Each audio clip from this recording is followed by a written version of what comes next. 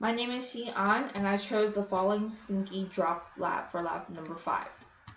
So what happens when you drop a Slinky? Does the bottom move to the top to the bottom, do they both fall, or do the top and bottom meet in the middle?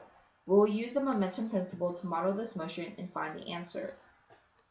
So the main problem is does the bottom of the model Slinky stay stationary just like in the video? The result is that the bottom of the Slinky does stay stationary at the bottom. The bottom of the Slinky only falls when the top Slinky lands directly on top of it. They then proceed to fall together.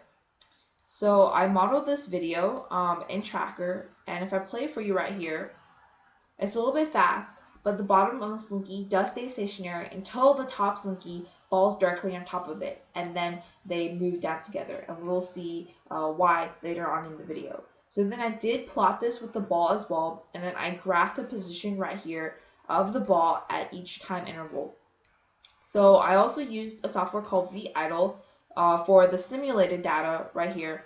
And right here, as you can tell, I found the force due to the gravity to the ball, and then the spring gravity force. And then afterwards, I calculated the force due to the spring. Then through that, I found the net force, which is the spring force plus the gravitational force.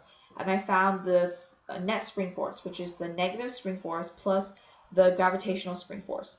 So afterwards, I used Newton's second law to predict and update the ball's velocity and the spring's velocity.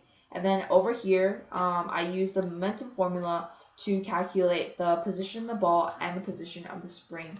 And then I found the gravitational potential energy, and through that I found the delta E, and then I found the work of the spring. So if I run this for you right here, so the spring falls, and then once it touches the ball right here, they then proceed to fall together. So the ball does remain stationary.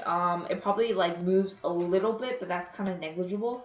So it does not. So we can assume that it does remain stationary until the top of the Slinky hits the ball right here. So I did graph it, and in this first graph, this red line tells the position of the ball, which as you can see remains stationary throughout. And then this green line represents the net force, which is due to the negative gravitational force and the positive spring force, as I showed you in vIdle. So even though the net force is increasing, the position of the ball still remains the same. So in the second graph right here, I plotted the blue line, which shows the gravitational force, and the green line, which shows the potential spring energy.